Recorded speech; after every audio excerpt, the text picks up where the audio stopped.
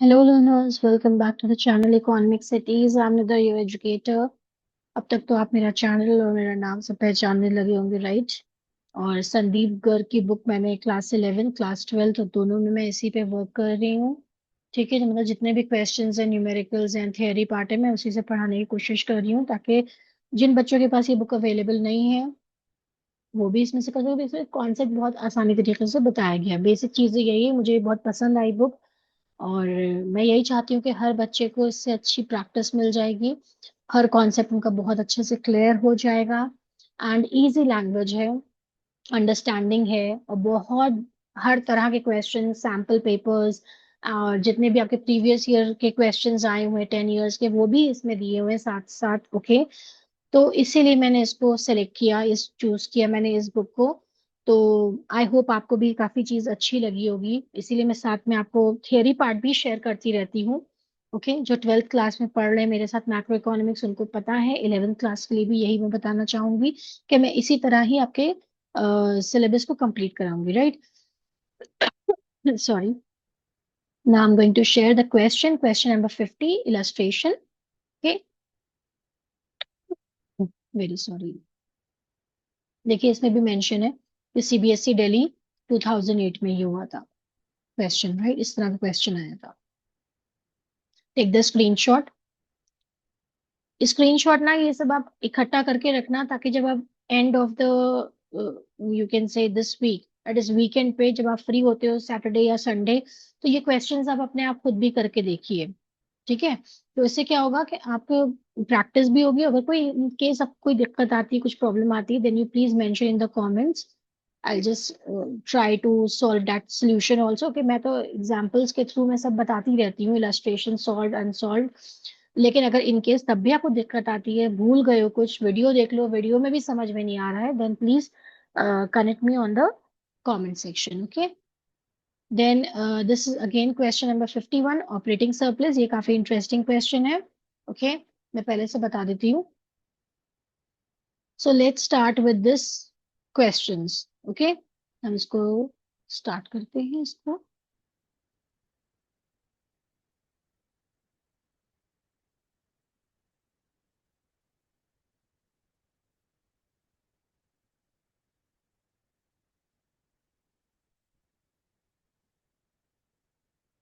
Okay, तो देखिए हमने कितने क्वेश्चंस कर लिए कि आज हम एग्जाम्पल कर रहे हैं 50 का। इसका मतलब है एटलीस्ट इतना तो कर ही लिया है, राइट? तो अच्छी खासी तैयारी सब बच्चों की चल रही है मेरे साथ, और इसको बस कंटिन्यूअसली प्रैक्टिस करते रहना। जैसे मैंने बताया, सैटरडे संडे वीकेंड्स पे उठा लो, तो उसमें क्या रहेगा कि आपको भी बहुत कॉन्फिडेंस आएगा। और ये 10-12 मार्क का ये आता है चैप्टर। ओके, तो ये तो आपका तैयार हो जाएगा थरली। ना नेशनल इनकम करना है, तो नेशनल इनकम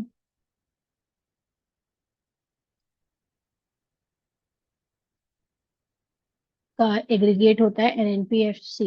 ये पूछा जाता है, ठीक है, तो इसलिए मैं बार बार लिख देती हूँ। ना इसमें हमें देखना है कि कौन से कंपोनेंट्स किस मेथड के सबसे ज्यादा हैं। इनकम मेथड है, या आपके पास ये एक्सपेंडिचर मेथड है, या वैल्यू एडेड मेथड है। ओके, तो आप मुझे कमेंट सेक्शन में बताना कि कौन सा मेथड हम करेंगे। फिर आप इसमें से चेक करिएगा कि ये आपका आंसर करेक्ट था कि नहीं था, ये भी मुझे बताइएगा कमेंट्स में, राइट? तो पहले हम देखते हैं सब्सिडी नेट एक्सपोर्ट्स। देखो, सब्सिडी की तो हम बाद में बात करेंगे, राइट? नेट एक्सपोर्ट्स आपका एक कंपोनेंट आता है, राइट? प्राइवेट किसमें आता है, ये सब बताना। गवर्नमेंट फाइनल कंजम्पशन, तो मुझे सिर्फ दिख रहे हैं किसके, एक्सपेंडिचर मेथड के कंपोनेंट्स। एक्सपेंडिचर मेथड में हम पहले स्टेप में क्या निकालते हैं, GDP at MP. First step, that is private plus net export plus government plus dangerous G. ये फॉर्मूला सबको याद हो गया होगा, राइट? Put the values. Private final consumption is 400, net exports कितना दिया है, माइनस में है, तो ब्रैकेट में -20। खामोशी से वही काम करोगे जो जिसमें दिया हुआ है, सिंपल स्टेप्स फॉलो करते चले जाओ। गवर्नमेंट फाइनल में कभी भी जो है कोई भी गड़बड़ नहीं होता है, सिर्फ डेंजरस जी में ज्यादा प्रॉब्लम आती है, राइट? और डेंजरस जी में क्या है, नेट डोमेस्टिक कैपिटल फॉर्मेशन दिया है, राइट? तो हमें पता है ग्रॉस डोमेस्टिक कैपिटल फॉर्मेशन मुझे कैलकुलेट करना है, और गिवन है नेट डोमेस्टिक कैपिटल फॉर्मेशन। ये मैं समझाने के लिए बता रही हूँ, डायरेक्टली भी मैं लिख सकती थी, बस जस्ट फॉर योर अंडरस्टैंडिंग। ठीक है, नेट से ग्रॉस पे जाएंगे, तो आपको ऐड कर देंगे डिप्रिसिएशन, राइट। तो नेट डोमेस्टिक कैपिटल फॉर्मेशन है 50। लेट्स सी डिप्रिसिएशन कितना गिवन है, दिया ही नहीं, कोई बात नहीं, हम इसको जीरो मान लेंगे। ये आ गया 50 आपका, राइट। इसको मैं इधर लिख देती हूँ, ये वर्किंग है, थोड़ा सा मैंने आज इधर लिख दिया है तो आप समझ जाएंगे। 400 plus minus minus 20 plus 100 plus 50। Okay, चलो इसको कैलकुलेशन कर लो जल्दी से। 400 माइनस 20 प्लस 100 प्लस 50, 530 आ गया।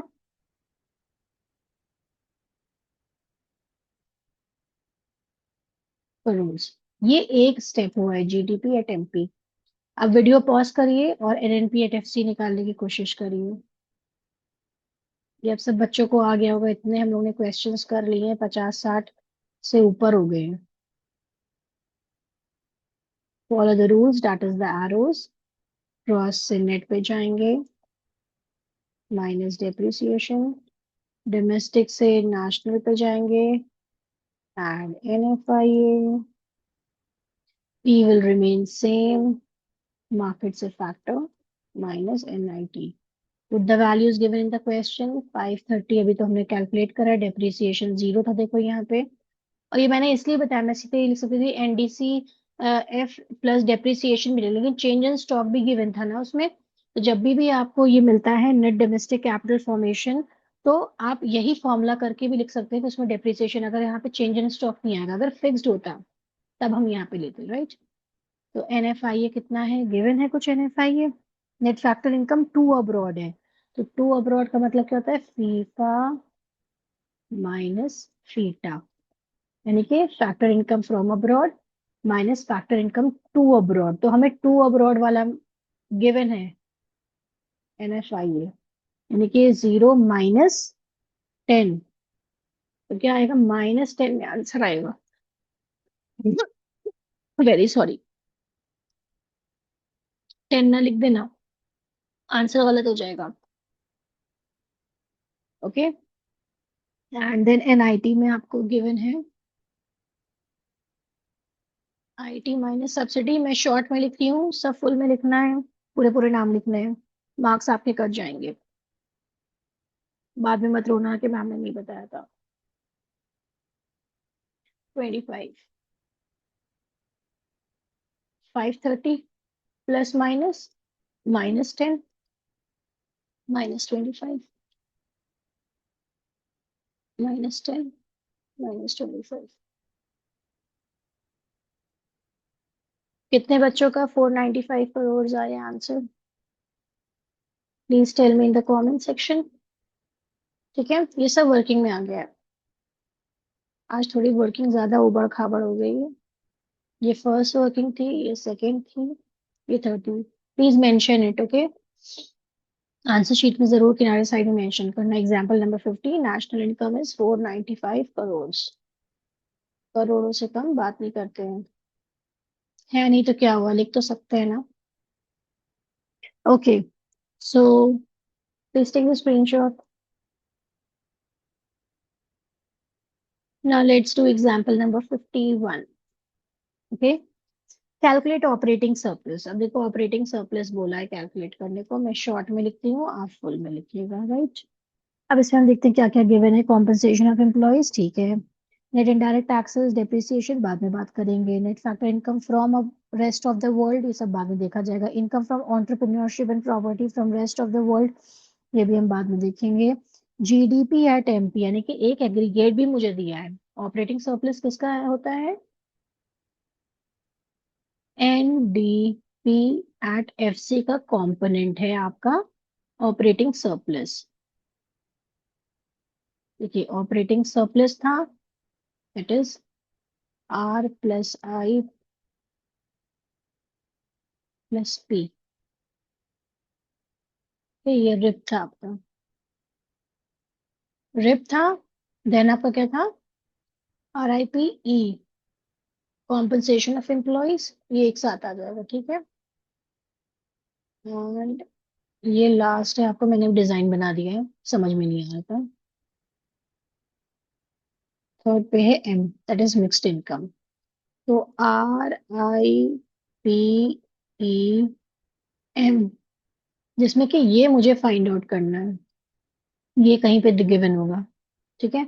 ऑपरेटिंग, और ये मुझे एग्रीगेट निकालना है। जो निकालना है एग्रीगेट वो मैं यहाँ पे लिखूंगी, राइट। और गिवन है क्वेश्चन में GDP@MP, तो मैं इसका भी लिखे देती हूँ ताकि सब चीजें एक साथ आपकी सॉल्व होके आए।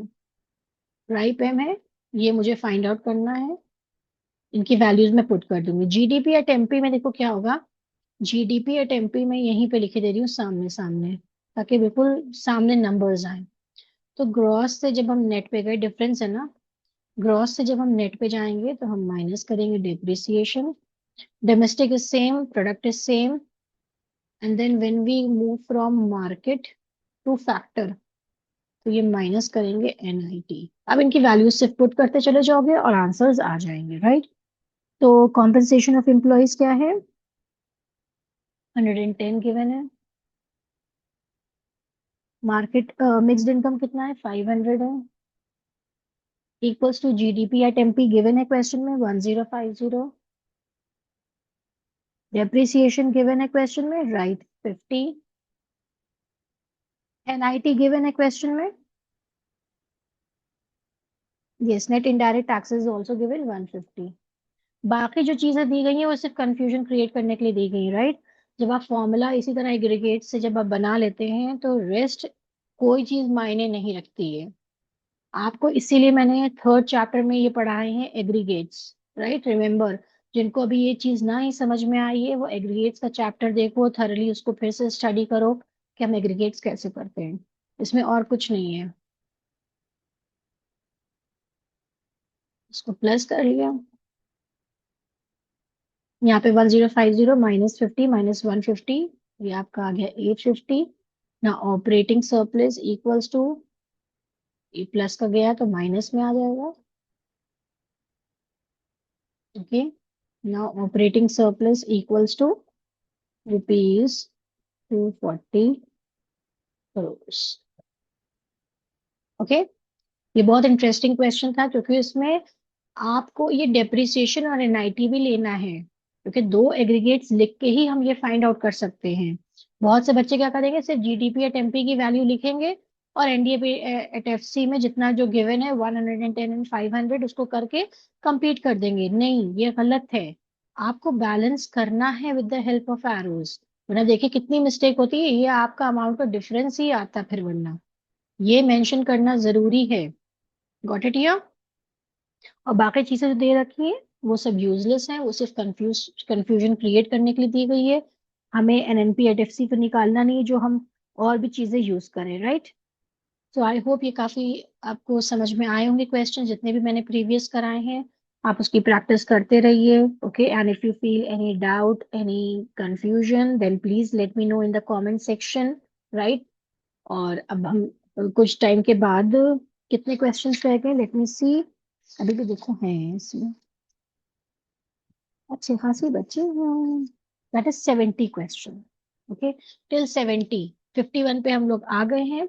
70 अभी more to solve, okay. Illustration 70s हैं आपके, तो हमने 51 कर लिए हैं। अब इसके बाद जब 70 कंप्लीट कर लेंगे हम, then we will start solving unsolved practicals, ठीक है। तो इसी तरह आप मेरे साथ क्वेश्चन सॉल्व करते रहिए, keep practicing, keep learning and score well, right. So thank you so much, and please do like, share and subscribe my channel.